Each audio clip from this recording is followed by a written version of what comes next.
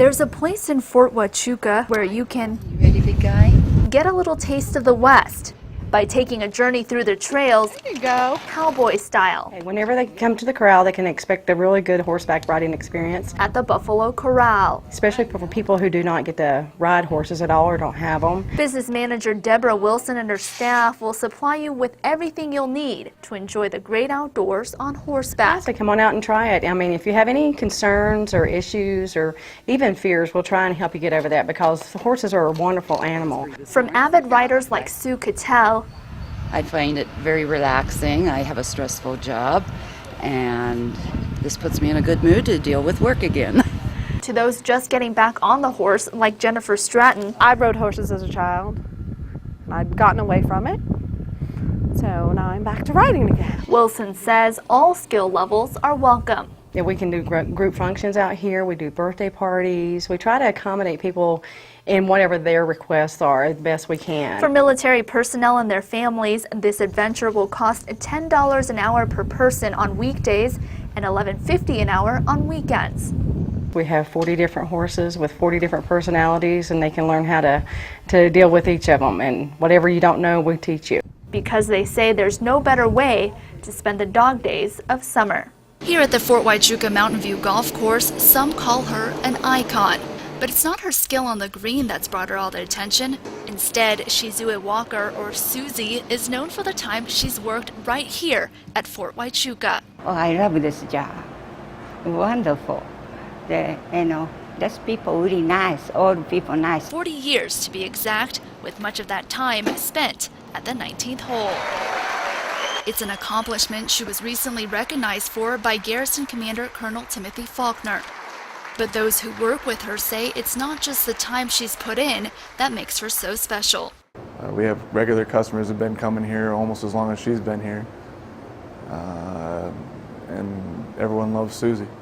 Welcoming regular golfers with a smile and a personal touch. When Susie's working, it's very pleasant. She's a very nice lady. She knows that my wife is blind, so she always asks about my wife. I always ask how she's doing. But Susie doesn't understand what all the hoopla is about. For her, she's just doing her job.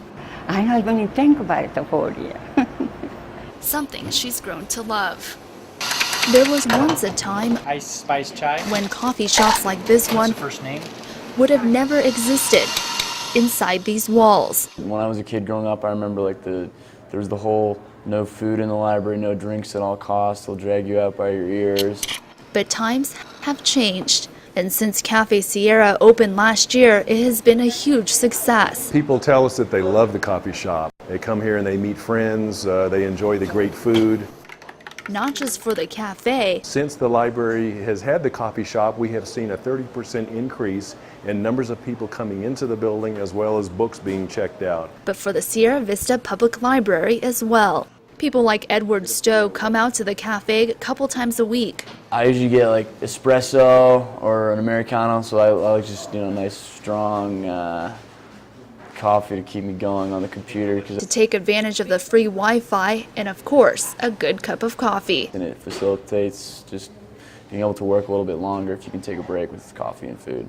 So the next time you're at the library, there are more than just books to check out. We've got some goodies here. From items you can't live without, That's exciting. to knickknacks, appliances, Sometimes I come and find lots of stuff, and other times I just find a couple things, but yeah. and clothing. You may be surprised by what you might find lurking around the corner at the Post thrift shop and consignment store. Just come down and take a look and see. I'm sure if you're looking for it, we've got it. And if we don't, we will get it eventually. That's beautiful. If you're a bargain hunter like Gina and Allison Lisak, it's also about finding the things you didn't know you needed. You can hang your towels off there. Store manager Diane Pullman says repeat customers like the Lisaks, combined with the slow economy, means big business.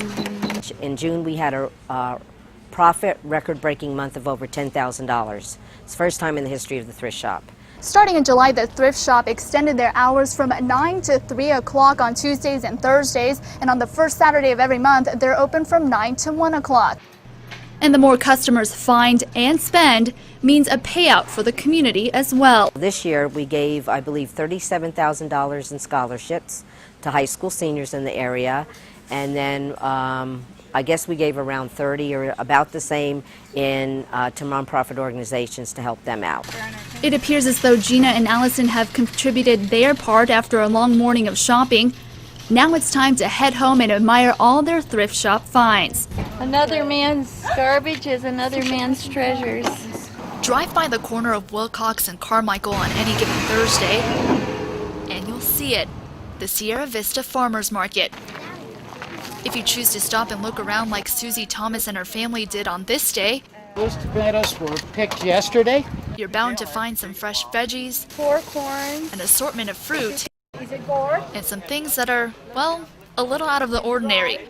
All from more than 24 vendors that set up shop in this dirt lot. I have not had good cider like that in a long time. Thomas says this market under the sun beats any trip to the grocery store. It's almost indescribable how much flavor comes out of the freshness. You just get more of the vegetable flavor because they are so fresh. The Sierra Vista Farmers Market is open every Thursday from noon to 4 o'clock, but vendors say for a crack at the best picks, it's better to come out early. Very pretty. But the vendors often have more than just their goods to offer. Usually have some recipes for roasted garlic. You cannot say enough nice things about the vendors. They're so knowledgeable, they're friendly. You can ask for better people and they can give you ideas that you may not have thought of. Along with the opportunity to come face to face with your farmer. When you combine a whole lot of shaving cream and 2 young children, what do you get? One big mess. But young Austin and Ethan Wiley are learning at the same time. They see the dinosaurs and then we cover them up so it works on their intellect development because they're actually finding them. The Wileys are one of more than 45 Fort Huachuca families who take part in the Parents as Teachers program. We get the reassurance that they are where they need to be, especially with Austin. He's going to be starting preschool soon. So it's like I feel good letting him go to school and knowing that he'll be where he needs to be in class. A program where a trained parent educator like Kim Mayhew come into your home once a month. We do activities that strengthen their motor development, gross motor, fine motor, their intellect, and also social emotional. Good to meet with kids 0 to 3 years old. So for example, in the 6 months that the boys have been meeting with Kim, Karina says she's definitely noticed a difference. Austin actually wants to learn stuff more, and Ethan talks a lot more. And this free program can be especially valuable for military families. Because of the deployments, repeat deployments that these families, the military families, are experiencing, the children are not being as prepared for kindergarten. Plus, it's not just the kids who do the learning. She showed us stuff that they could both do that we really didn't know. Proving you're never too young or too old to learn something new. For more information on the Parents as Teachers program, call Kim Mayhew at 249-9088. In a way, it's almost like fishing. It takes a lot of patience and it takes a very light touch. Where remote control replaces a rod and sugar water is used as bait. Mister. There are some who get away. It's harder than it looks. And then there are some that wait for it, don't. You have to wait till the bird's beak is just about going into the feeder to drop the net, or they can fly out underneath faster than the net will fall. To catch a hummingbird that are then taken over to be 3.5 grams is weighed, 32, measured, and examined before a band is placed on their leg. Just to give you an idea of how small these bands are, it's actually small enough to fit on the tip of my finger.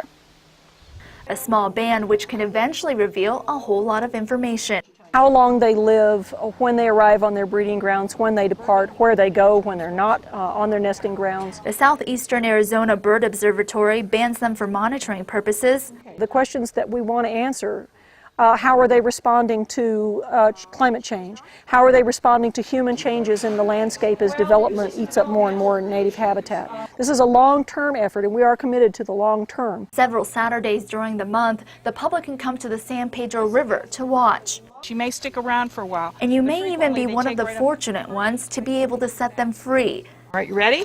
Yeah. And get a little hummingbird. Oh, you lucky you got peed on. Only